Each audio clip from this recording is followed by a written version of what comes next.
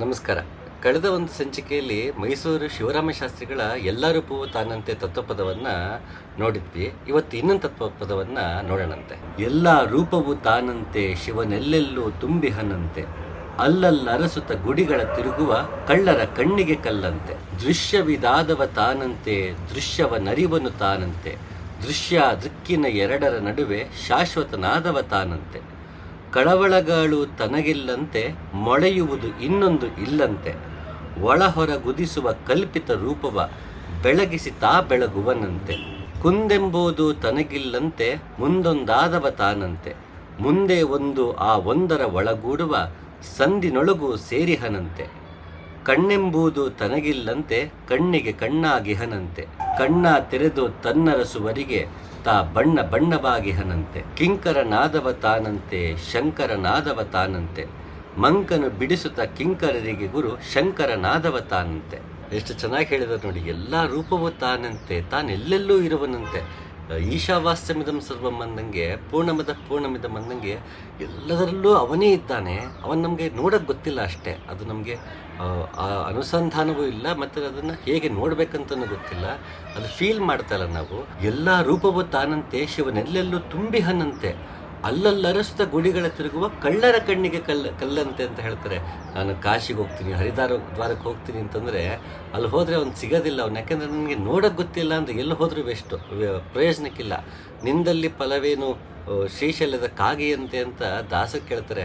ಹೊರಗೆ ಮಿಂದು ಒಳಗೆ ಮೀಯದೆ ಅಂತ ಹೇಳ್ತಾರೆ. ನಾನು ಹೊರಗಿಂದ ಮಿಂದು ಕಾಶಿನಲ್ಲೋ ಮತ್ತೊಂದು ತೀರ್ಥಯಾತ್ರೆಗೆ ಹೋಗಿ ಅಲ್ಲಿ ನಾನು ಮಿಂದ್ತೀನಿ, ಒಳಗೆ ನನ್ನ ಮನಸ್ಸನ್ನೇ ನಾನು ಗಂಗೆಯಲ್ಲಿ ನಾನು ಕಲ್ಮಶವನ್ನು ತೊಳ್ಕೊಂಡಿಲ್ಲ ಅಂದರೆ ಹೊರಗಿಂದ ಮಿಂದು ಪ್ರಯೋಜನಕ್ಕಿಲ್ಲ. ಹಾಗಾಗಿ ಎಲ್ಲೆಲ್ಲೋ ಅರಸ್ಕೊಂಡು ಹೋಗ್ತಾನಲ್ಲ, ಅಲ್ಲಿದನ ಭಗವಂತ ಅಂತ ಕಳ್ಳರ ಕಣ್ಣಿಗೆ ಕಲ್ಲಂತೆ. ಅವನಿಗೆ ಹೆಚ್ಚಾಗಿ ನೀನು ಕಾಣಕ್ಕೆ ಸಾಧ್ಯ ಇಲ್ಲ, ಕಲ್ಲಾಗಿ ಉಳ್ಕೊಂಡ್ಬಿಡ್ತಾನೆ ಅಂತ. ಇದನ್ನೇ ಗೋರಖನಾಥ ಕೂಡ ಹೇಳ್ತಾನೆ. ಅವನು ಹೀಗೆ ಹೇಳ್ತಾನೆ: ಹಿಂದೂ ಧ್ಯಾವೈ ದೋಹುರ ಮುಸಲಮಾನ ಮಸೀತ, ಜೋಗಿ ಧ್ಯಾವೈ ಪರಮಪದ ಜಹಾ ದಿಹುರಾನ ಮಸೀತ.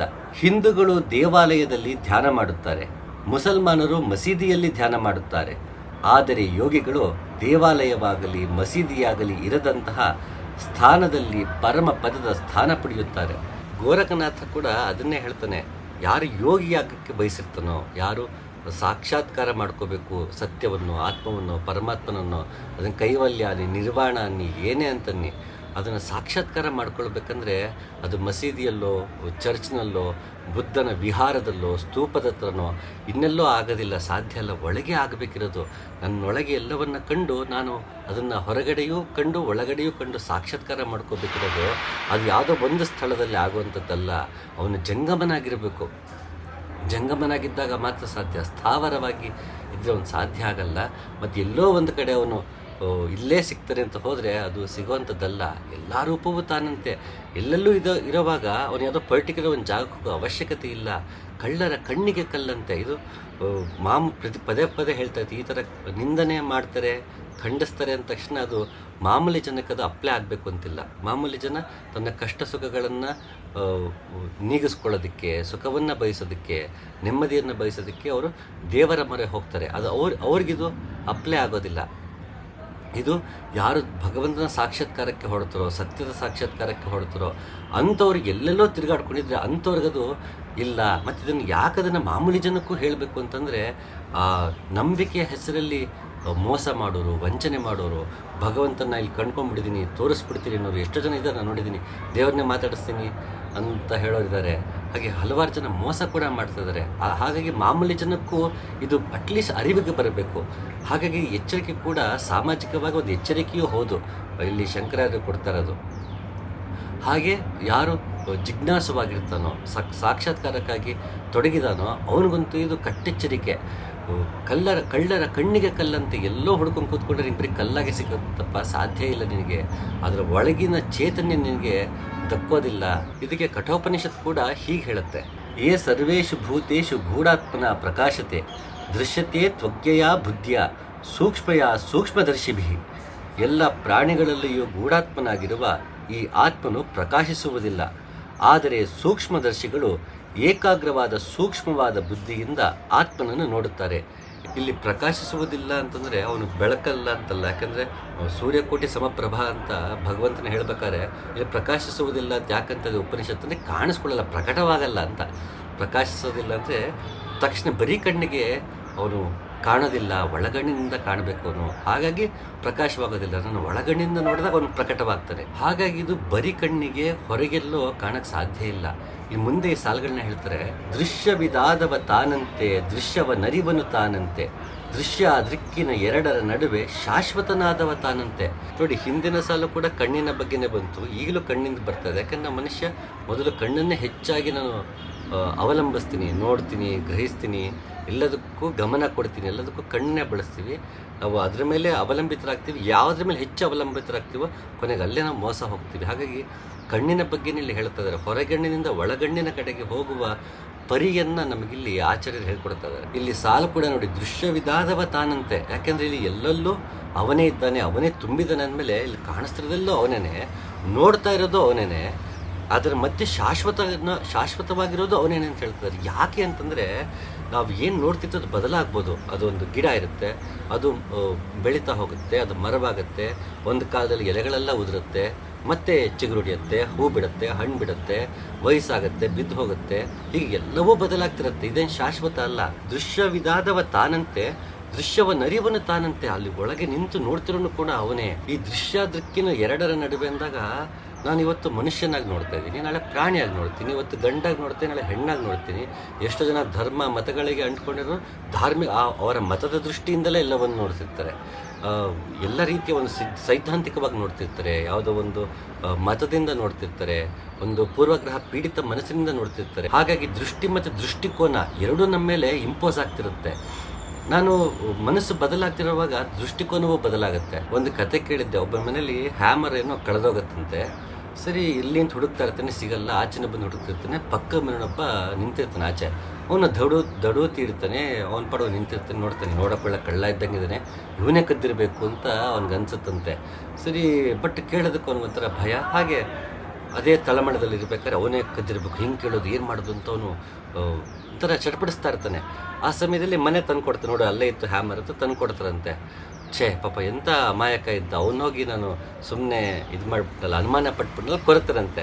ಅಲ್ಲ, ಹೊರಗೆ ನಿಂತವ್ನಿಗೆ ಏನು ವ್ಯತ್ಯಾಸ ಆಗಲಿಲ್ಲ. ಇವನು ಅವನನ್ನು ಕದ್ದ ಅಂತ ಅಂದ ತಕ್ಷಣ ಅವ್ನು ಕಳ್ಳ ಆಗಲಿಲ್ಲ, ಇವನು ಅವ್ನು ಕದ್ದಿಲ್ಲ ಅಂತ ಗೊತ್ತಾದ ತಕ್ಷಣ ಅವನು ನಿರಪರಾಧಿನೂ ಆಗಲಿಲ್ಲ, ಅಮಾಯಕನೂ ಆಗಲಿಲ್ಲ. ಅವನು ಹೇಗಿದ್ದಾನೋ ಹಾಗೆ ಇದ್ದಾನೆ. ನನ್ನಲ್ಲಿ ಬದಲಾವಣೆ ಆಗುತ್ತೆ, ನಾನು ನೋಡುವ ರೀತಿ ಬದಲಾಗುತ್ತೆ.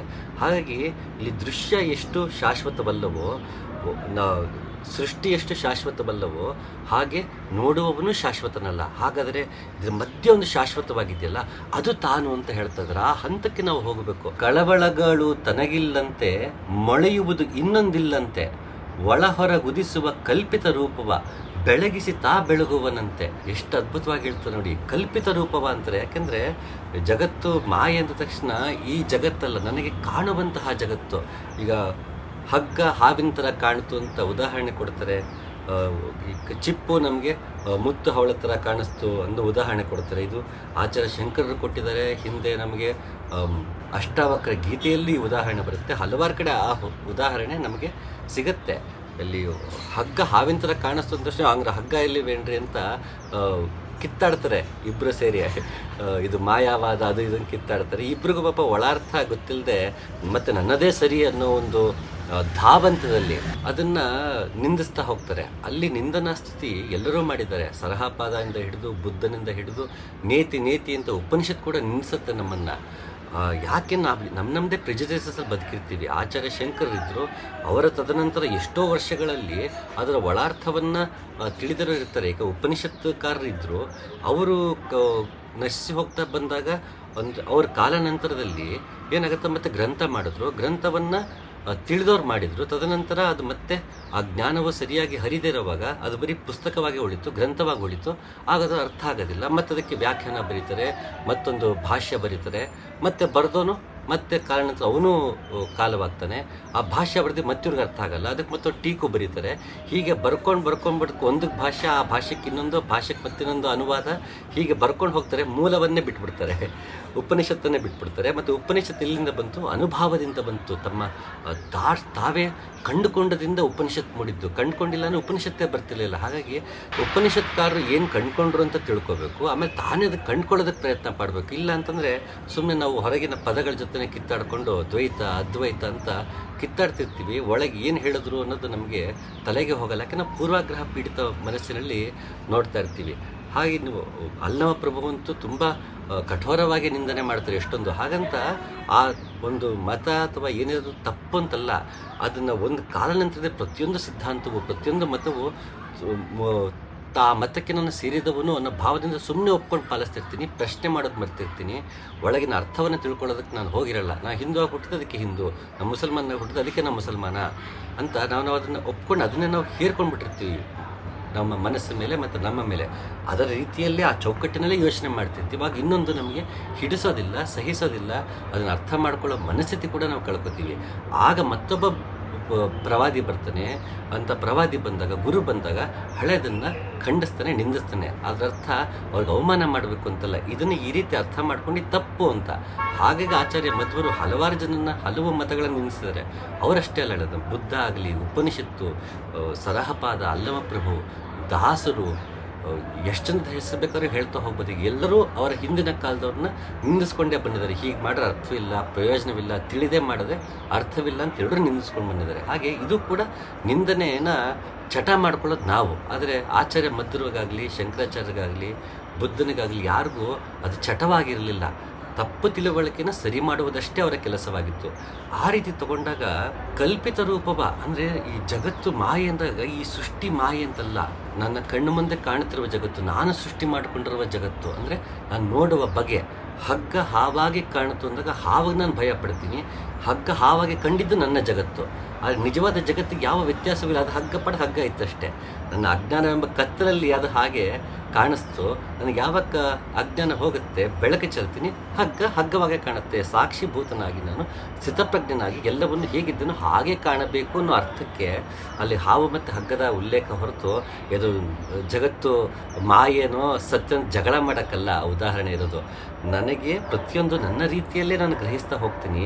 ಸತ್ಯವನ್ನು ಬಿಟ್ಬಿಡ್ತೀನಿ. ಯಾಕೆಂದರೆ ಅಜ್ಞಾನದಲ್ಲಿರ್ತೀನಿ, ಮಾಯೆಯಲ್ಲಿರ್ತೀನಿ. ಯಾವಾಗ ನಾನು ಆ ಅಜ್ಞಾನದಿಂದ ಮಾಯೆಯಿಂದ ಹೊರಗೆ ಬರ್ತೀನಿ, ಆಗ ಹಗ್ಗವಾಗೆ ಕಾಣಿಸುತ್ತೆ, ಹಾವಾಗೆ ಕಾಣಿಸುತ್ತೆ. ನನಗೆ ಅವಾಗ ಭಯ ಇರೋದಿಲ್ಲ. ಯಾಕೆ? ನನಗೆ ಆ ಮಾಯೆಯಿಂದ ಕಳಚ್ಕೊಂಡಿದ್ದೀನಿ. ಎಲ್ಲವನ್ನು ಹೇಗಿದೆಯೋ ಹಾಗೆ ನೋಡೋದಕ್ಕೆ ಶುರು ಮಾಡ್ತೀನಿ ಅನ್ನೋ ಉದಾಹರಣೆಗೋಸ್ಕರ, ಅದನ್ನು ಹೇಳೋದಕ್ಕೋಸ್ಕರ ಉದಾಹರಣೆ ಮಾಡಿದ್ದು ಹೊರತು ಸತ್ಯವೋ ಮಿಥ್ಯವೋ ಅದು ಜಗಳ ಮಾಡೋದಕ್ಕಲ್ಲ. ನಾವು ನಮ್ಮದೇ ಮತಗಳು ನಮ್ಮದೇ ಸರಿ ಅಂತ ಕಿತ್ತಾಡ್ಕೊಂಡು ಹೋಗುವಾಗ ಸತ್ಯವನ್ನೇ ಬಿಟ್ಬಿಡ್ತೀವಿ. ನಮಗೆ ಆ ಕಿತ್ತಾಟದಲ್ಲೇನೋ ಮಜಾ. ತರ್ಕ ಮಾಡ್ಕೊಂಡು ವಿತರ್ಕ ಮಾಡಿಕೊಂಡು ನನ್ನಲ್ಲಿ ಅದು ಹೇಳಿದೆ, ನನ್ನಲ್ಲಿ ಇದು ಹೇಳಿದೆ ಅಂತ ಕಿತ್ತಾಡೋದ್ರಲ್ಲೇ ನಮಗೆ ಸಂತೋಷ. ಅವ್ರು ಯಾರೋ ನಿಲ್ಲಿಸಿದ್ರು ನಾವು ಇನ್ನೂ ನಿಂದಿಸ್ತಾ ಹೋಗ್ತಿರ್ತೀವಿ. ಇದು ಎಲ್ಲ ಮತಗಳ ಮಧ್ಯೆ ನಡೀತಿರೋ ಸಂಘರ್ಷಣೆ, ಈ ಘರ್ಷಣೆ. ಯಾಕೆ ಅಂದರೆ ನನಗೆ ಸತ್ಯ ಬೇಕಿಲ್ಲ. ನಾನೇ ನಿಂತು ಆಚಾರ್ಯ ಶಂಕರರು ಕಂಡುಕೊಂಡಿದ್ದನ್ನ, ಆಚಾರ್ಯ ಮಧ್ವರು ಕಂಡುಕೊಂಡಿದ್ದನ್ನ, ಪುರಂದರದಾಸ ಕಂಡುಕೊಂಡಿದ್ದನ್ನ ನಾನೂ ಕಂಡುಕೊಳ್ಬೇಕು. ಅದು ಹೇಗೆ ಅಂತ ಮಾರ್ಗವನ್ನು ಹುಡ್ಕೊಂಡು ಹೋಗೋದಿಲ್ಲ. ಬರೀ ಪದಗಳ ಜೊತೆ ಕಿತ್ತಾಡೋದ್ರಿಂದ ಈ ರೀತಿ ಆಗುತ್ತೆ. ಕಳವಳಗಳು ತನಗಿಲ್ಲಂತೆ, ಮೊಳೆಯುವುದು ಇನ್ನೊಂದಿಲ್ಲಂತೆ. ಯಾಕೆ ಅಂತಂದರೆ ಇದಕ್ಕೆ ಗುಂಡಪ್ಪ ತುಂಬ ಚೆನ್ನಾಗಿ ಹೇಳ್ತಾರೆ. ಕೇಳಿಯು ಮಾಯೆಯದು ನೃತ್ಯಗತಿ ಬರಿತೋರ್ಕೆ, ಮೂಲಮಂ ಕಂಡಂಗೆ ಸಂಭ್ರಾಂತಿ ಏನೋ, ಆಳದಲ್ಲಿ ನಿರ್ಲಿಪ್ತ ಮೇಲೆ ನಿಯತಿ ಕ್ಲಿಪ್ತ, ಲೀಲಾಪ್ರಿಯಂ ಬ್ರಹ್ಮ ಮಂಕುತಿಮ್ಮ ಅಂತಾರೆ. ಅಂದರೆ ಜಗತ್ತನ್ನು ತಾನ ಮನುಷ್ಯ ಅಷ್ಟು ಚೆನ್ನಾಗಿ ಕಂಡುಕೊಂಡಿದ್ದ. ಹಾಗಾಗಿ ಇಡೀ ಉಪನಿಷತ್ತಿನ ಸಾರ, ಸೃಷ್ಟಿಯ ಸಾರ ಅದು ಕಗ್ಗದಲ್ಲಿ ಈ ರೀತಿ ಬಂದಿದೆ. ಆಳದಲ್ಲಿ ನಿರ್ಲಿಪ್ತ ಮೇಲೆ ನಿಯತಿ ಕ್ಲಿಪ್ತ, ಲೀಲಾಪ್ರಿಯಂ ಬ್ರಹ್ಮ ಮಂಕುತಿಮ್ಮ ಅಂತ. ಒಳಗೆ ತುಂಬ ತಟಸ್ಥವಾಗಿದೆ, ಚಲನ ಇಲ್ಲದೇ ಇದೆ, ಹೊರಗೆಲ್ಲವೂ ಚಲಿಸ್ತಾ ಇದೆ. ಈ ರೀತಿ ಎರಡು ವಿರೋಧಾಭಾಸಗಳು ಕೂಡಿದೆ ಇದು. ಆಳುವಂ ಕಂಡಂಗೆ ಸಂಭ್ರಾಂತಿ ಏನೋ, ಯಾರಿಗಿದು ಮರ್ಮ ಅರ್ಥ ಆಗಿದೆಯೋ ಅವನು ಈ ಚಲನಗಳಲ್ಲಿ, ಈ ಬದಲಾವಣೆಗಳಲ್ಲಿ ಅವನು ಅದನ್ನು ಕಂಡು ಭಯಭೀತನಾಗೋದಿಲ್ಲ, ಧೃತಿಗೆಡೋದಿಲ್ಲ, ಮನಸ್ಸನ್ನು ಚಂಚಲ ಮಾಡ್ಕೊಳ್ಳಲ್ಲ. ಅಯ್ಯೋ ಹಿಂಗಾಗೋಯ್ತಾ ಅಂತ ಪರಿತಪ್ಸಲ್ಲ. ಅವನು ಧೈರ್ಯವಾಗಿ ಮುನ್ನುಗ್ತಾನೆ. ಈ ಎಲ್ಲ ಬದಲಾವಣೆಗಳ ಮಧ್ಯೆ ಶಾಶ್ವತವಾಗಿರುವ ನೆಲೆಯನ್ನು ಪಡಿತಾನೆ. ಮತ್ತು ಇವೆಲ್ಲವೂ ಬದಲಾಗ್ತಿರುತ್ತೆ. ಇವತ್ತು ದುಃಖ ಇದನ್ನೆಲ್ಲ ಸುಖ ಬರುತ್ತೆ, ಇವತ್ತು ಸುಖ ಇದನ್ನೆಲ್ಲ ದುಃಖ ಬರುತ್ತೆ ಅಂತ ಅವನವಾಗ ಒಂದು ಸ್ಥಿತಪ್ರಜ್ಞೆಯನ್ನು ತಲುಪ್ತಾನೆ. ಮನುಷ್ಯ ಅವಾಗ ಸುಖ ದುಃಖಗಳನ್ನು ಶಕ್ತಿಯಿಂದ, ಒಂದು ಸಮಚಿತ್ತದಿಂದ ಜೀವನವನ್ನು ನಡೆಸೋದಕ್ಕೆ ಸಾಧ್ಯ ಆಗುತ್ತೆ. ಹಾಗೆ ಈ ಕಳವಳಗಳೆಲ್ಲ ಅವನಿಗಿಲ್ಲ. ಯಾಕಂದರೆ ಶಾಶ್ವತ ನೆಲೆಯಲ್ಲಿ ಅವನು ಯಾವತ್ತೂ ಒಂದೇ ಬಗೆಯಲ್ಲೇ ಇದ್ದಾನೆ. ಅವನಲ್ಲಿ ಏನೂ ಬದಲಾವಣೆ ಇಲ್ಲ. ಆ ಯಾವುದು ಬದಲಾಗದೆ ಹಾಗೆ ಇದೆಯೋ ಅದರ ಮೇಲೆ ಇವೆಲ್ಲ ಬದಲಾಗ್ತದೆ. ಕಳೆದ ಒಂದು ಸಂಚಿಕೆಯಲ್ಲಿ ಮಾತಾಡ್ತಿರ್ಬೇಕಾದ್ರೆ ಅದೇ ಹೇಳಿದ್ದು, ಇಲ್ಲಿ ಪೇಪರ್ ಮೇಲೆ ನಾವು ಬರಿಬೇಕು ಅಂದರೆ ಪೇಪರ್ ಸ್ಥಿರವಾಗಿರಬೇಕು, ಅದ್ರ ಮೇಲೆ ಕೈಯಲ್ಲಿ ನಾವು ಬರೀಬಹುದು. ರಸ್ತೆ ಸ್ಥಿರವಾಗಿದ್ದ ನಾನು ಗಾಡಿ ಓಡಿಸ್ಬೋದು, ರಸ್ತೆನ ಅಲ್ಲಾಡ್ತಿರೋದ್ರ ಮೇಲೆ ನಾನು ಗಾಡಿ ಓಡಿಸೋಕ್ಕಾಗೋದಿಲ್ಲ, ಸಾಧ್ಯ ಇಲ್ಲ. ಸೊ ಒಂದು ಸ್ಥಿರ ಇರಬೇಕು, ಒಂದು ಅಚಲ ಇರಬೇಕು, ಒಂದು ಛಲ ಇರಬೇಕು, ಇಲ್ಲಾಂದರೆ ಸೃಷ್ಟಿಯೇ ನಡೆಯೋದಿಲ್ಲ. ಹಾಗಾಗಿ ಇವೆಲ್ಲವೂ ಬದಲಾಗ್ತಿದೆ ಅಂದರೆ ಅದಕ್ಕೊಂದು ಸ್ಥಿರ ಬೇಕಲ್ಲ, ಯಾವುದೋ ಒಂದು ಬೇಕಲ್ಲ ಅದು ಕೆಳಗಡೆ, ಎಲ್ಲವನ್ನೂ ಆಧಾರವಾಗಿ ಇರುವಂಥದ್ದು. ಅದು ಶಾಶ್ವತವಾಗಿದೆ, ಅದಕ್ಕೇನು ಕಳವಳ ಇಲ್ಲ. ಅದಕ್ಕೂ ಕಳವಳ ಆಗ್ಬಿಟ್ರೆ ಸೃಷ್ಟಿನೇ ಕಳವಳ ಆಗ್ಬಿಡುತ್ತೆ. ಈ ಕಳವಳದಲ್ಲಿರುವಂತಹ ಸೃಷ್ಟಿಗೆ ಕಳವಳ ಇಲ್ಲದೇ ಇರುವಂತಹ ಒಂದು ಆಧಾರ ಬೇಕು. ಆ ಆಧಾರ ಇದೆಯಲ್ಲ, ಅದೇ ತಾನು, ತನ್ನೊಳಗಿದೆ, ಅವನೇ ಶಿವನು, ಅವನು ಕಲ್ಲಲ್ಲಿಲ್ಲ, ನಮ್ಮಲ್ಲಿದ್ದಾನೆ, ಬರೀ ಕಣ್ಣಿಗೆ ಕಾಣೋದಿಲ್ಲ ಅಂತ ಇಲ್ಲಿ ನಮಗೆ ಗುರುಗಳು ಹೇಳ್ತಾ ಇದ್ದಾರೆ. ಒಳ ಹೊರ ಗುದಿಸುವ ಕಲ್ಪಿತ ರೂಪವ ಬೆಳಗಿಸಿ ತಾ ಬೆಳಗುವಂತೆ. ಇದು ಕಲ್ಪಿತ ರೂಪ ಬರೀ ಹೊರಗಿದ ಮಾತ್ರ ಅಲ್ಲ, ಒಳಗಿಂದ ಮೊದಲು ಒಳಗೆ ಮೂಡುತ್ತೆ, ಅದಕ್ಕೆ ನನಗೆ ಹೊರಗೆ ಮೂಡುತ್ತೆ. ನಾನು ಒಬ್ಬ ವ್ಯಕ್ತಿ ಬಗ್ಗೆ ಅನ್ಕೋತೀನಿ, ಅವನು ಕಳ್ಳ, ಅವನು ಸುಳ್ಳ ಅನ್ಕೋತೀನಿ, ಅಥವಾ ಅವನು ಒಳ್ಳೆಯವನು ಕೆಟ್ಟವನು, ಈ ರೀತಿ ಅಂದ್ಕೊಂಡಿರ್ತೀನಿ. ಆ ಭಾವನೆಗೆ ತಕ್ಕಂಥ ಅವನ ಜೊತೆ ವ್ಯವಹರಿಸ್ತಾ ಇರ್ತೀನಿ. ಪ್ರತಿಯೊಬ್ಬರು ನಾವು ಅದನ್ನೇ ಮಾಡ್ತಿರ್ತೀವಿ. ಜಡ್ಜ್ಮೆಂಟಲ್ಲಿ ನಾವು ಇನ್ನೊಬ್ರಿಗೆ ಜಡ್ಜ್ಮೆಂಟಲ್ಲಿ ನಾವು ಅದನ್ನೇ ಮಾಡ್ತಿರ್ತೀವಿ. ನಾವು ಇನ್ನೊಬ್ಬನ ತಪ್ಪು ಸರಿ ಹೇಳ್ತಿರ್ತೀವಿ, ನಮ್ಮದೆಷ್ಟು ಸರಿ ತಪ್ಪು ನಾವು ನೋಡ್ಕೊಳ್ಳೋಕ್ಕೆ ಹೋಗಲ್ಲ. ಯಾವತ್ತೂ ನಮಗೆ ಹೊರಗಿನ ಕಡೆಗೆ ನಾವು ಬೆರಳು ಮಾಡ್ತಾ ನಿಂತ್ಬಿಟ್ಟಿರ್ತೀವಿ. ಅದರಲ್ಲಿ ಯಾಕೆಂದರೆ ಒಳಗಡೆ ಕಲ್ಪಿತ ರೂಪ ಇದೆ, ನಮ್ಮಲ್ಲೇ ಒಂದಷ್ಟು ಊಹಾಪೋಹಗಳು, ಪೂರ್ವಾಗ್ರಹ ಪೀಡಿತ ಮನಸ್ಸು ಎಲ್ಲವನ್ನು ಅಂಟ್ಕೊಂಡು ಅದರ ಒಂದು ಆಧಾರದ ಮೇಲೆ ಪ್ರಪಂಚವನ್ನು ನೋಡ್ತಾ ಇರ್ತೀವಿ. ಆಗ ನನ್ನ ಮನಸ್ಸು ಹೇಗಿರುತ್ತೋ ಅದೇ ರೀತಿಯಲ್ಲೇ ಪ್ರಪಂಚ ಕಾಣಿಸ್ತಿರುತ್ತೆ, ಹೊರತು ಇನ್ನೇನು ಅಲ್ಲ. ಹಾಗೆ ಒಳ ಹೊರಗೆ ಉದಿಸುವ ಕಲ್ಪಿತ ರೂಪವ, ಇದೆರಡಕ್ಕೂ, ಯಾಕಂದರೆ ಈ ಮಾಯೆ ಮೂಡಿದ್ದು ಅದಕ್ಕೆ ಯೋಗ ಮಾಯೆ ಅಂತ ಅದಕ್ಕೆ ಹೇಳೋದು. ಅದನ್ನು ಕೂಡ ಸೃಷ್ಟಿ ಮಾಡಿದ್ದು ಅವನೇ. ಆದ್ದರಿಂದ ಎಲ್ಲ ರೂಪವೂ ಅವನೇ ಅಂತ ಹೇಳಿದ್ಮೇಲೆ ಎಲ್ಲ ರೂಪವೂ ತಾನಂತೆ, ತಾನೆಲ್ಲೆಲ್ಲೂ ಇರುವಂತೆ ಅಂದಮೇಲೆ ಈ ಕಲ್ಪಿತ ರೂಪವೂ ಅವನದೇ ಆಗಿರುತ್ತೆ, ಮತ್ತು ಕಲ್ಪಿತ ರೂಪದಲ್ಲೂ ಅವನಿದ್ದಾನೆ ಅನ್ನೋ ಭಾವ. ಕುಂದೆಂಬುದು ತನಗಿಲ್ಲಂತೆ, ಮುಂದೊಂದಾದವ ತಾನಂತೆ, ಮುಂದೆ ಒಂದು ಆ ಒಂದರ ಒಳಗೂಡುವ ಸಂದಿನೊಳಗೂ ಸೇರಿಹನಂತೆ. ಈಗ ತೀರಾ ಇಲ್ಲಿ ಒಳಗಿನ ಒಂದು ಉಪಾಸನೆಯ ಕುರಿತು ಹೇಳ್ತಾ ಇದ್ದಾರೆ. ಯಾವಾಗ ನಾವು ಯೋಗದಲ್ಲಿ ಸತ್ಯವನ್ನು ಕಾಣ್ಕೊಳ್ಳೋದಕ್ಕೆ ಶುರು ಮಾಡ್ತೀವಿ, ತನ್ನ ವ್ಯಾನ ಅಂತ ಹೇಳ್ತಾ ಇರ್ತೀನಿ, ಪ್ರಾಣ ಅಪಾನ ವ್ಯಾನ ಅಂತ, ಈ ಮೂರಲ್ಲೇ ನಾವು ಯೋಗದಲ್ಲಿ ಸಾಧನೆಯ ಹಲವು ತಂತ್ರಗಳು, ಹಲವು ಮಾರ್ಗಗಳಿದೆ ನಮ್ಮ ಇದರಲ್ಲಿ, ದೇಶದಲ್ಲಾಗಲಿ ಬೇರೆ ಬೇರೆ ಪಂಥಗಳಲ್ಲಾಗಲಿ ಹಲವು ರೀತಿ ಇದೆ. ಎಲ್ಲದರಲ್ಲೂ ಕೊನೆಗೆ ನಮಗೆ ಬೇಕಾಗಿರೋದು ಈ ಮೂರೇ, ಪ್ರಾಣ ಅಪಾನ ವ್ಯಾನ. ಈ ಮೂರರಲ್ಲಿ ಉಪಾಸನೆ ಮಾಡುವಾಗ ನಮಗೆ ಕಾಣುವಂತಹ ಸತ್ಯವೇನಿದೆ, ಆ ಸತ್ಯವನ್ನು ನಾವು ಕಂಡ್ಕೊಳ್ಳೋಕೆ ಶುರು ಮಾಡ್ತೀವಿ. ಯಾವ ಮಟ್ಟಿಗೆ ಅದಕ್ಕೆ ತಲೆನೋವಾಗಿರ್ತೀವಿ ಅಂದರೆ ಅದು ಬೇರೆ, ನಾನು ಬೇರೆ ಅಲ್ಲ ಅನ್ನೋ ಭಾವಕ್ಕೆ ನಾವು ತಲುಪ್ತೀವಿ. ಕಬೀರ್ ದಾಸರು ಹೇಳ್ತಾರೆ, ಸಮುದ್ರದಲ್ಲಿ ನಾನೊಂದು ಬಿಂದು, ಇದನ್ನು ನಾನು ಹೇಗೆ ವಿವರಿಸಲಿ ಅಂತ ಹೇಳ್ತಾರೆ. ಸಿಹಿ ತಿಂದ ಮೂಗನಂತೆ ಅಂತ ಉದಾಹರಣೆ ಯಾವಾಗಲೂ ಕೊಡ್ತಾ ಇರ್ತೀನಿ. ಕಬೀರ್ ದಾಸರು ಅದನ್ನೇ ಹೇಳ್ತಾರೆ, ನಾರದರು ಭಕ್ತಿ ಸೂತ್ರದಲ್ಲೂ ಅದನ್ನೇ ಹೇಳ್ತಾರೆ. ಇದನ್ನು ವಿವರಿಸಕ್ಕಾಗದಿರುವಂತಹ ಒಂದು ಅನುಭೂತಿಗೆ ತಲುಪಿದಾಗ ಆಗುವಂತಹ ಒಂದು ಉದ್ಗಾರ ಇದು. ಹಾಗೆ ಯಾವುದನ್ನು ಕಾಣ್ತಿರ್ತೀವೋ ಅದರಲ್ಲೇ ತಲ್ಲೀನರಾದಾಗ, ಯಾವ ಮಟ್ಟಿಗೆ ಅಹಮ್ಮನ್ನು ಕಳ್ಕೊಂಡಾಗ, ನನ್ನ ಅಸ್ಮಿತೆಯನ್ನೇ ಕಳ್ಕೊಂಡಾಗ, ಅಲ್ಲಿ ಇಬ್ಬರಿದ್ದಾಗ 1, 2 ಅಂತ ಎಣಿಸ್ಬೋದು. 2 ಅನ್ನೋದೇ ಇಲ್ಲ, 1 ಅಂದಾಗ ಎಣಿಸೋದಕ್ಕಾದ್ರೂ ಇನ್ನೊಬ್ಬ ಇರೋದಿಲ್ಲ. ಹಾಗಾಗಿ ಬೃಹದಾರಣ್ಯಕೋಪನಿಷತ್ ಅದನ್ನೇ ಹೇಳುತ್ತೆ, ಯಾರು ಮೊದಲು ಹುಟ್ಟಿದರೋ ಅವನಿಗೆ ಇನ್ನೊಬ್ಬ ಇಲ್ಲ ಅಂತ ಅರಿವಾದಾಗೂ ಭಯ ಹೋಯ್ತಂತೆ. ಅಲ್ಲಿಂದ ಪ್ರಜಾಪತಿ ಏನು ಬರ್ತಾನೆ, ತುಂಬ ಅದ್ಭುತವಾಗಿದೆ ಅದು ವಿವರಣೆ, ಇನ್ನೊಂದಿನ ಹೋಗೋಣ ಅದಕ್ಕೆ. ಸೊ ಅವನು ಮೊದಲೊಂದು ಭಯ ಆಯ್ತಂತೆ ಬಂದಾಗ ಸೃಷ್ಟಿಯಲ್ಲಿ. ಅವನು ಭಯ ಆದಾಗ ಯೋಚನೆ, ಈ ಭಯ ಯಾವಾಗ ಬರಬೇಕು, ಇನ್ನೊಬ್ಬ ಇದ್ದಾಗ ಬರಬೇಕು, ಇನ್ನೊಬ್ಬನೇ ಇಲ್ಲ ಅಂದಾಗ ಭಯ ಯಾಕೆ ಅಂದಾಗ ಅಂತ ಅರಿವಾದಾಗ ಅವನಿಗೆ ಭಯ ಹೋಯ್ತಂತೆ. ಹಾಗಾಗಿ ಅವನಿಗೆ ಕಳವಳವಿಲ್ಲ. ಒಂದು ರೀತಿಯಲ್ಲಿ ಈ ರೀತಿಯಲ್ಲಿ ನೋಡಿದ್ರೆ ಕಳವಳ ಇಲ್ಲ, ಅವ್ನಿಗೆ ಯಾವುದೇ ರೀತಿ ಭಯ ಇಲ್ಲ, ಯಾಕೆ ಇನ್ನೊಬ್ಬ ಅನ್ನೋದೇ ಇಲ್ಲ. ಇದು ಒಳಗಿನ ಅನುಭೂತಿಗೆ ಸಂಬಂಧಪಟ್ಟದ್ದು, ತಾನು ಅನುಭವದ ಹಂತದಲ್ಲಿ ಕಂಡುಕೊಂಡಂತಹ ಸತ್ಯ. ಆ ಮುಂದೆ ಕಾಣುವಂಥದ್ದೇನಿದೆ, ನನ್ನ ಧ್ಯಾನ ಸ್ಥಿತಿಯಲ್ಲಿ ನನ್ನ ಎದುರಿಗೆ ಕಾಣುವಂಥದ್ದೇನಿದೆ, ಆದರೂ ಆ ನೋಡುತ್ತಿರುವುದು, ಆ ಸತ್ಯವನ್ನು ನೋಡುತ್ತಿರುವುದು ಮತ್ತು ನಾನು, ಇವೆರಡರ ಮಧ್ಯೆ ಇದೆಯಲ್ಲ, ಅದು ಕೂಡ ನಾನೇ, ಅದೇ ನಿಜವಾದ ನಾನು ಅಂತ ಹೇಳ್ತಾರೆ. ಯಾಕೆಂದರೆ ಕೊನೆಗೆ ಆ ನೋಡುತ್ತಿರುವವನು ಕೂಡ ಕಳಚಿಕೊಂಡು ಕೊನೆಗೆ ಸತ್ಯವಷ್ಟೇ ಉಳ್ಕೊಳ್ಳುತ್ತೆ. ಇದು ಯೋಗದಲ್ಲಿ ಅನುಭವದ ಹಂತದಲ್ಲಿ ಮೇಲೆ ಹೋಗ್ತಾ ಕಾಣ್ಕೊಳ್ಳುವಂಥದ್ದನ್ನು ತುಂಬ ವರ್ಣಿಸೋದಕ್ಕೆ ಕಷ್ಟವಾಗುವಂಥ ಅನುಭೂತಿ. ಯಾಕೆ ಪದೇ ನಾನು ಈ ಥರ ಗುರುಗಳ ತತ್ವಪದಗಳನ್ನು ಹೇಳ್ತೀನಿ ಅಂತಂದರೆ, ಅವರ ಅನುಭವದ ಹಂತದಲ್ಲಿ ನಿಂತು ಎಷ್ಟಾಗೋದಷ್ಟು ಪದಗಳಲ್ಲಿ ಕಟ್ಟೋದಕ್ಕೆ ಪ್ರಯತ್ನ ಪಟ್ಟಿರ್ತಾರೆ, ಮತ್ತು ಅವರು ತಾವೇ ಕಂಡುಕೊಂಡಿರ್ತಾರೆ. ಇದು ಇನ್ಯಾವನೊಬ್ಬ ಒಂದು ಗ್ರಂಥಕ್ಕೆ ಭಾಷ್ಯ ಬರೆದವರಲ್ಲ, ಟೀಕೆ ಮಾಡಿದವರಲ್ಲ, ನಿಂದನೆ ಮಾಡಿದವರಲ್ಲ ಇವರೆಲ್ಲ. ತಾವೇ ಕಂಡುಕೊಂಡವರ ಮಾತಿನನ್ನು ಕೇಳಿ ನಾವು ಕಂಡುಕೊಳ್ಳುವ ಪ್ರಯತ್ನಕ್ಕೆ ಹೋಗಬೇಕು. ಇದರ ವಿವರಣೆ ಕೊನೆಗೆ ಪ್ರತಿಯೊಬ್ಬನೂ ಗುರು ಮಾರ್ಗದಲ್ಲಿ ಹೋಗಿ ಗುರುವನ್ನು ಪಡೆದುಕೊಂಡು ಅವನಿಂದ ಮಾರ್ಗವನ್ನು ಪಡೆದುಕೊಂಡು ಈ ತತ್ವಪದಗಳು, ಉಪನಿಷತ್ತು, ಸೂಫಿ, ಝೆನ್, ಲಾವೋಸು, ಜರಜುಸ್ತ್ರ ಇಂಥ ಹಲವಾರು ಮಹನೀಯರು ಬಂದು ನಮಗೆ ಏನು ಹೇಳಿ ಹೋದರೂ ಅದನ್ನು ಕೆನ್ನೆ ತಟ್ಕೊಂಡು ಕೇಳೋದಕ್ಕಿಂತ ಅದನ್ನು ಅರ್ಥ ಮಾಡಿಕೊಂಡು ಗುರುವಿನ ಮಾರ್ಗದಲ್ಲಿ ಹೋಗಿ ಸತ್ಯವನ್ನು ನಾವೇ ಕಂಡುಕೊಂಡ್ರೆ ನಿಜವಾದ ಪ್ರಯೋಜನ ಅನ್ನೋದು ನನ್ನ ಭಾವನೆ. ಹಾಗಾಗಿ ಅನುಭವದ ಹಂತದಲ್ಲಿ ಎಲ್ಲವನ್ನು ಕಂಡುಕೊಳ್ಳಬೇಕು ಅನ್ನೋದು ನನ್ನ ಒಂದು ಕಳಕಳಿಯ ಮನವಿ ಅಂತಲೇ ಅನ್ಬೋದು. ಕಣ್ಣೆಂಬುದು ತನಗಿಲ್ಲಂತೆ ಕಣ್ಣಿಗೆ ಕಣ್ಣಾಗಿಹನಂತೆ, ಕಣ್ಣ ತೆರೆದು ತನ್ನರಸುವರಿಗೆ ತಾ ಬಣ್ಣವಾಗಿಹನಂತೆ. ಎಷ್ಟು ಪ್ಯಾರಡಾಕ್ಸಿಕಲ್ ಆಗಿದೆ ನೋಡಿ.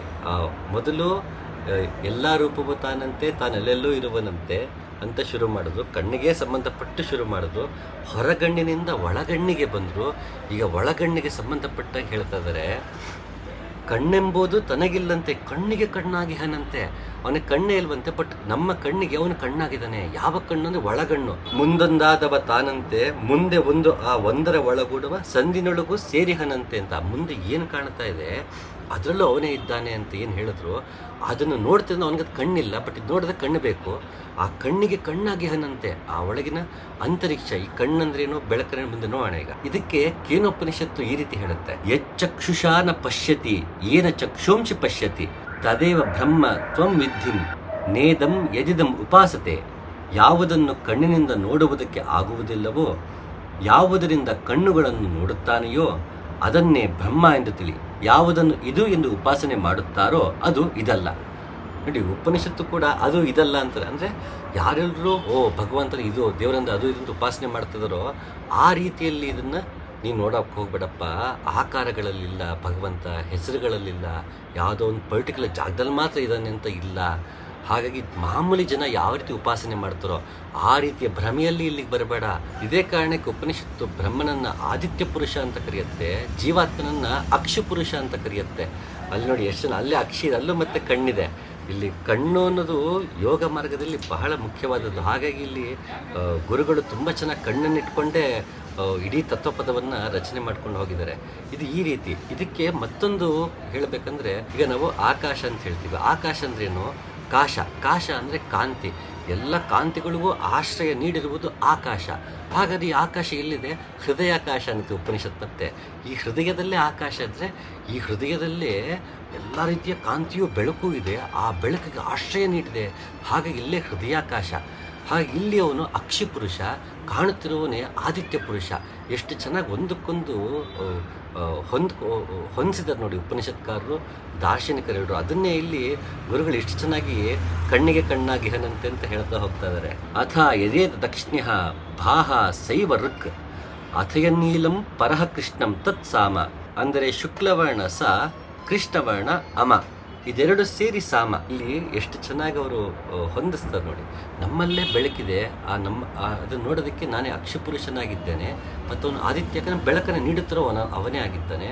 ಆ ಬೆಳಕನ್ನು ನಾನು ಎಷ್ಟು ಹೀರ್ಕೊಂಡಿದ್ದೀನಿ ಅಂತಂದರೆ ಆ ಬೆಳಕೇ ನಾನು ಆಗೋಗಿ ಆ ಎರಡೂ ನೋಡುವಗನೂ ಇಲ್ಲದೆ ಎರಡು ಒಂದಾಗುವಂತಹ ಪರಿ. ಕಣ್ಣ ತೆರೆದು ತನ್ನರಸುವರಿಗೆ ತಾ ಬಣ್ಣವಾಗಿಹನಂತೆ. ಯಾಕೆಂದ್ರೆ ನಾನು ಅಕ್ಷಪುರುಷನಾದ್ರಿಂದ ಒಳಗಿನ ಕಣ್ಣು, ಇನ್ನು ಹೊರಗಿನ ಕಣ್ಣು ಮುಗೀತನು.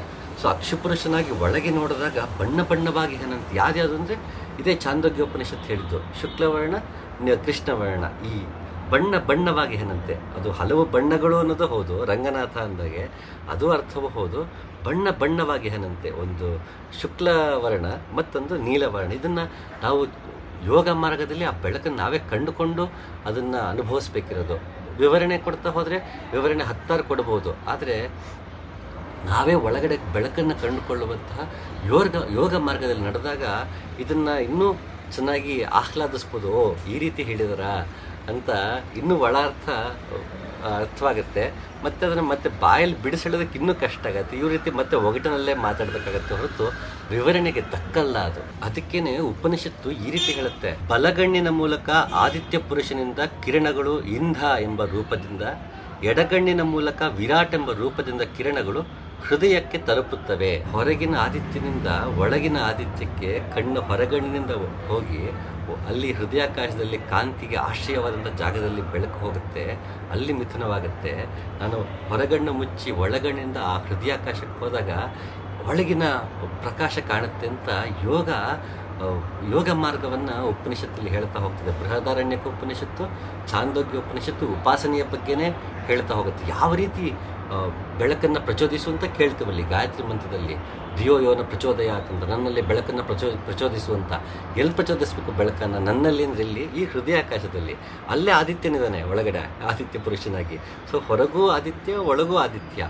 ಆ ಆದಿತ್ಯನ ಉಪಾಸನೆ ಮಾಡೋದು ಹೇಗೆ ಅಂತ ಛಾಂದೋಗ್ಯ ಉಪನಿಷತ್ತು ಹಲವು ಬಗೆಯಲ್ಲಿ ಹೇಳುತ್ತೆ. ಇದನ್ನು ಗುರುವಿನಿಂದ ಅದನ್ನು ಮಾರ್ಗವನ್ನು ಪಡೆದು ನಾವೇ ಬೆಳಕು ಕಂಡುಕೊಂಡಾಗ ಅದನ್ನು ಹೇಳೋದಕ್ಕೆ ಕಷ್ಟ. ಬುದ್ಧಿಸ್ಟ್ ಕಾನ್ಫರೆನ್ಸನ್ನು ಅಟೆಂಡ್ ಮಾಡಿದ್ದೆ.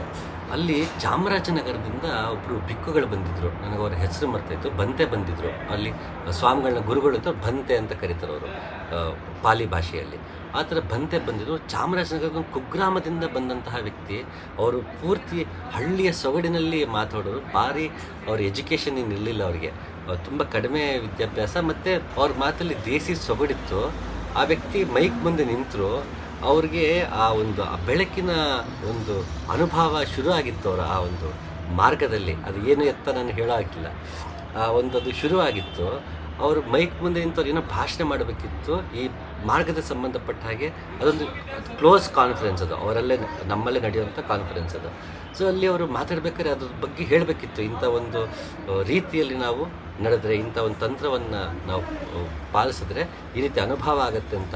ಅವ್ರಿಗೆ ಮಾತಲ್ಲಿ ಹೇಳೋಕ್ಕೆ ಆಗ್ತಿಲ್ಲ. ನಿಂತು ಅವತ್ತು ನನಗೆ ಕಣ್ಣಲ್ಲಿ ನೀರು ಬಂತು, ನನಗೆ ಕಣ್ಣಲ್ಲಿ ನೀರು ಬಂದ್ಬಿಡ್ತು, ಅದು ಇದು ಅಂತ ಅವರೆಲ್ಲ ಕಣ್ಣಲ್ಲಿ ನೀರು ತುಂಬಿಕೊಂಡು ಅವ್ರು ಹೀಗೆ ತೊದಲು ಮಾತುಗಳಲ್ಲೇ ಪಾಪ ಎಷ್ಟಾಗದಷ್ಟು ಪ್ರಯತ್ನ ಪಡ್ತಿರೋಕ್ಕೆಲ್ಲ ಆಗಲಿಲ್ಲ ಹೇಳೋದಕ್ಕೆ. ಯಾಕೆಂದರೆ ಅಂತಹ ಅನುಭವವನ್ನು ತುಂಬ ಕಷ್ಟ. ಯಾಕೆ ಇಂಥ ಉಪನಿಷತ್ಕಾರರು ಇಂತಹ ಗುರುಗಳ ತತ್ವಪದವನ್ನಾಗಿ ರಚಿಸಿದ್ದಾರೆ ಅಂತಂದರೆ ಅದು ತುಂಬ ಸಾಮರ್ಥ್ಯ ಬೇಕು.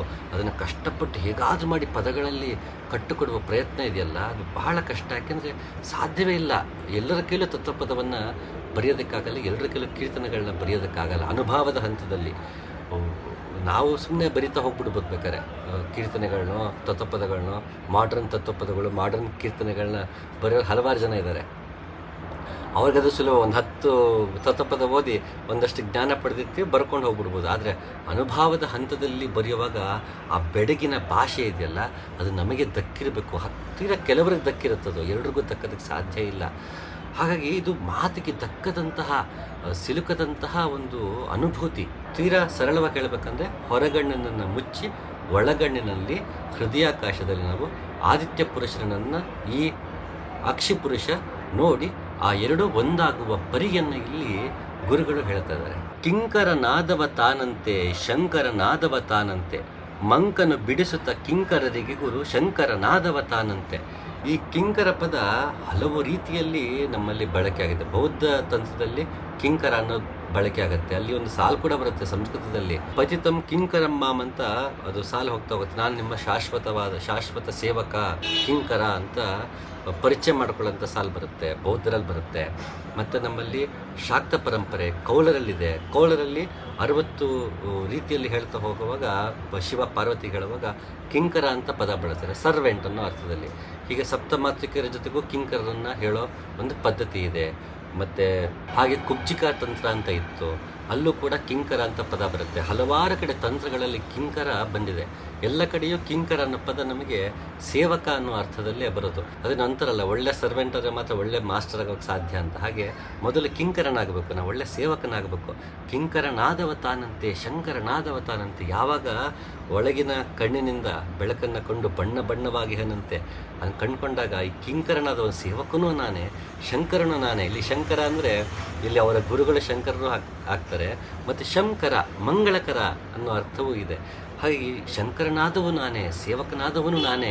ಯಾಕೆ ನಾವು ಉಪಾಸನೆ ಮಾಡುವ ಸೇವಕನಾಗಿ ಉಪಾಸನೆ ಮಾಡಿರ್ತೀವಲ್ಲ. ಹಾಗಾಗಿ ಕಿಂಕರನಾದವ ತಾನಂತೆ, ಶಂಕರನಾದವ ತಾನಂತೆ, ಮಂಗಳನಾದವನು ನಾನೇ. ಇಲ್ಲಿ ಮಂಕನು ಬಿಡಿಸುತ್ತ ಕಿಂಕರರಿಗೆ ಗುರು ಶಂಕರನಾದವ ತಾನಂತೆ. ಕಿಂಕರರಿಗೆ ಗುರು ಅಂದರೆ ಅಲ್ಲಿ ಸೇವಕರಿಂದ ಶಿಷ್ಯರು, ಅವರ ಶಿಷ್ಯರ ಬಳಗ ಏನಿದೆ, ಅಜ್ಞಾನದಲ್ಲಿದ್ದಂಥ ಶಿಷ್ಯರಿಗೆ ಜ್ಞಾನವನ್ನು ಕೊಟ್ಟು ಮುಕ್ತಿ ಪಥವನ್ನು ತೋರಿಸಿ ಗುರುವಾದವನು ಶಂಕರನೇ, ಅದು ಅವರ ಗುರುಗಳು ಶಂಕರರಿಗೂ ಅದನ್ನು ಅರ್ಪಿಸ್ತಾ ತಾನು ಗುರು ಆದೆ ಅಂತ ಹೇಳ್ತಾ, ಶಿವನಾದೆ ಅಂತ ಹೇಳ್ತಾ, ಎಲ್ಲವೂ ತಾನೇ ತಾನೇ ತಾನೇ ಅನ್ನುವಂತಹ ಒಂದರ ಹೊರತು ಇನ್ನೊಂದಿಲ್ಲ ಅಂದಾಗ ಎಲ್ಲವೂ ತಾನೇ ಅಂತಲ್ಲಿ ನಾನು ಅಂದರೆ ನಾನು ಆತ್ಮ ಪರಮಾತ್ಮ ಅಂತ ಕಿತ್ತಾಡ್ತಿರ್ತೀವಿ. ಅದು ದ್ವೈತ ಅದ್ವೈತದ ಪಂಡಿತರಿಗೆ ಅದನ್ನು ಬಿಟ್ಬಿಡಬೇಕು. ಅನುಭವದ ಹಂತಕ್ಕೆ ಬಂದಾಗ ಅದರ ಹೆಸರು ದ್ವೈತವೂ ಅಲ್ಲ ಅದ್ವೈತವೂ ಅಲ್ಲ, ಒಂದು ಬಿಟ್ಟಿನೊಂದಿಲ್ಲ ಅನ್ನೋ ಭಾವ ಇದೆಯಲ್ಲ, ಅನುಭವ, ಅಲ್ಲಿ ಎರಡು ಇದ್ದು ಒಂದಾಯಿತು ಅನ್ನೋ ಅರ್ಥ. ಅಂದರೆ ಮಾಮೂಲಿ ಜನಕ್ಕೆ, ಬೇಸಿಕ್ ಜನಕ್ಕೆ ಅದು ಆತ್ಮ ಪರಮಾತ್ಮ ದ್ವೈತ ಅದ್ವೈತ ಎರಡು ಒಂದಾಗೋದು, ಇಲ್ಲ ಎರಡು ಬೇರೆ ಬೇರೆ, ಇದು ಮಾತಲ್ಲಿ ಕಿತ್ತಾಡೋದಕ್ಕಷ್ಟೇ ಚೆಂದ ಅವೆಲ್ಲ. ಆದರೆ ಒಳಗಡೆ ಯೋಗ ಮಾರ್ಗದಲ್ಲಿ ಆ ಬೆಳಕನ್ನು ಕಂಡುಕೊಳ್ತಾ ಹೋದಾಗ ಅಲ್ಲಾಗುವ ಅನುಭೂತಿಯೇ ಬೇರೆ. ಒಂದು ಇದು ಔಟ್ ಆಫ್ ದಿ ಟಾಪಿಕ್ ಅನ್ನಿಸ್ಬೋದು, ಆದರೆ ಗಾಯತ್ರಿ ಉಪಾಸನೆಯಲ್ಲಿ ಆಚಾರ್ಯ ಮಧ್ವರು ಅಲ್ಲಿ ಮಧ್ಯದಲ್ಲಿ ನಾರಾಯಣನ ಉಪಾಸನೆ ಮಾಡಬೇಕು ಅಂತ ಹೇಳಬೇಕಾದ್ರೆ ಅವನಿಗೆ ಮಕರ ಕುಂಡಲ ಅಂತ ಹೇಳ್ತಾರೆ. ಅದನ್ನು ಮೊಸಳೆ ಅಂತಲೇ ಎಷ್ಟೋ ಜನ ವಿವರಣೆ ಕೊಡ್ತಾರೆ. ಅಲ್ಲಿ ಮೊಸಳೆ ಅಂತ ಕುಂಡಲ ಯಾಕಿದೆ, ಮೊಸಳೆ ಏನು ಪ್ರತೀಕ ಮಾಡ್ತಿದೆ ಅಂದಾಗ ತಬ್ಬಿಬ್ಬಾಗುವಂಥದ್ದು ಸಹಜ. ಅಲ್ಲಿ ಮಕರ ಅಂದಾಗ ಮೊಸಳೆ ಅಂತ ತಗೊಳ್ಳದೆ ಮಧುವನ್ನು ನೀಡುವಂತಹ ಕುಂಡಲ. ಯಾಕೆಂದರೆ ಇಲ್ಲಿ ಮಧು ಉಪಾಸನೆ ಚಾಂದೋಗ್ಯ ಉಪನಿಷತ್ತಲ್ಲಿ ಬರುತ್ತೆ, ಮಧು ಉಪಾಸನೆಯೇ ಬರುತ್ತೆ ಅದರಲ್ಲಿ. ಹಾಗಾಗಿ ಮಧು ಅದರಲ್ಲಿ ಸಾಮ ಅಂತ, ಅದರಲ್ಲಿ ಮತ್ತೆ ಓಂಕಾರ ಅಂತ ಬರುತ್ತೆ, ನಾವು ಇಲ್ಲಿ ಕೇಳ್ತೀವಿ ಅಂತ. ಹಾಗೆ ಕಿವಿಗೆ ಮಕರ ಕುಂಡಲ ಅಂದ ತಕ್ಷಣ ಮಧುವಿನ ಕುಂಡಲ, ಇಲ್ಲಿ ಮಧುವನ್ನು ಸುರಿಸುತ್ತೆ ಯಾವುದಪ್ಪ, ಓಂಕಾರ, ನಾದ, ಕಂಪನ ಅಂತ ಹೀಗೆ ಹಲವಾರು ರೀತಿಯಲ್ಲಿ ಅದನ್ನು ಹೇಳ್ತಾ ಹೋಗ್ಬೋದು. ಯಾವಾಗ ನಾನು ಮತೀಯನಾಗ್ತೀನಿ ಒಂದೇ ಬಗೆಯಲ್ಲಿ ನೋಡ್ತಾ ಹೋಗ್ಬಿಡ್ತೀನಿ, ಆಗ ಇನ್ನೊಂದು ಬಗೆ ನಮಗೆ ಕಾಣದಿರೋ ಆಗ್ಬಿಡುತ್ತೆ. ಶಿವ ಅಂದ ತಕ್ಷಣ ವೈಷ್ಣವರ ಅಫೆಂಡ್ ಆಗ್ಬೋದು, ವೈಷ್ಣವರು ಇನ್ನೊಬ್ಬರು ಅಫೆಂಡ್ ಆಗ್ಬೋದು, ಹಿಂದೂ ಮುಸಲ್ಮಾನ್ರಿಗೆ ಅಫೆಂಡ್ ಆಗ್ತಾನೆ, ಮುಸಲ್ಮಾನ ಹಿಂದೂಗೆ ಅಫೆಂಡ್ ಆಗ್ತಾನೆ, ಎಲ್ಲರೂ ಒಬ್ಬರೊಬ್ಬರಿಗೆ ಅಫೆಂಡ್ ಆಗ್ತಾ ಹೋಗ್ತಿರ್ತೀವಿ. ಆದರೆ ಅನುಭವದ ಹಂತದಲ್ಲಿ ಯಾರಿಗೂ ಅಫೆಂಡ್ ಆಗಲ್ಲ. ಅವ್ರು ನಮಗೆ ನಮ್ಮಂಥ ಅಜ್ಞಾನಿಗಳಿಗೆ ಹೇಳೋದಕ್ಕೆ ಅವ್ರ ಪಾಪ ಒಂದಷ್ಟು ನಿಂದನೆ ಮಾಡ್ತಾರೆ, ಖಂಡನೆ ಮಾಡ್ತಾರೆ ಹೊರತು ಇನ್ನೊಬ್ಬ ನೋವು ಕೊಡಬೇಕು ಅನ್ನೋ ಉದ್ದೇಶ ಯಾವ ಗುರುಗಳಿಗೂ ಯಾವ ಕಾಲದಲ್ಲೂ ಇರಲಿಲ್ಲ. ಹಾಗಾಗಿ ನಾವು ಅದನ್ನೆಲ್ಲ ಬಿಟ್ಟು ಬರೀ ಜಗಳಗಳು, ಬರೀ ಕಿತ್ತಾಟ, ನಾನು ಸರಿ ನೀನು ತಪ್ಪು, ನಾನು ಶ್ರೇಷ್ಠ ನೀನಲ್ಲ, ನನ್ನ ಗುರು ಅಂತ ನಾವು ಕಿತ್ತಾಡೋದಕ್ಕಿಂತ ಪ್ರತಿಯೊಬ್ಬ ಗುರುವು ತೋರಿಸಿಕೊಟ್ಟಂತಹ ಮಾರ್ಗವನ್ನು ಅರಿತು ಈಗ ಇರುವಂತಹ ಗುರುವನ್ನು ಅರಿಸಿಕೊಂಡು ಹೋಗಿ ಅವನಲ್ಲಿ ಕಿಂಕರನಾಗಿ ಶರಣಾಗಿ ಅವನಿಂದ ಮಾರ್ಗವನ್ನು ಪಡೆದು ನಾವು ಶಂಕರರಾಗುವ ಕಡೆ ಹೆಚ್ಚು ಗಮನ ಕೊಡಬೇಕು ಅನ್ನೋದು ನನ್ನ ಆಶಯ. ಹಾಗಾಗಿ ಇಷ್ಟು ಹೇಳಬೇಕಾಗಿ ಬಂತು. ಮತ್ತೊಂದು ತತ್ವಪದದ ಜೊತೆಗೆ ಮತ್ತೊಮ್ಮೆ ಸಿಗ್ತೀನಿ. ನಮಸ್ಕಾರ.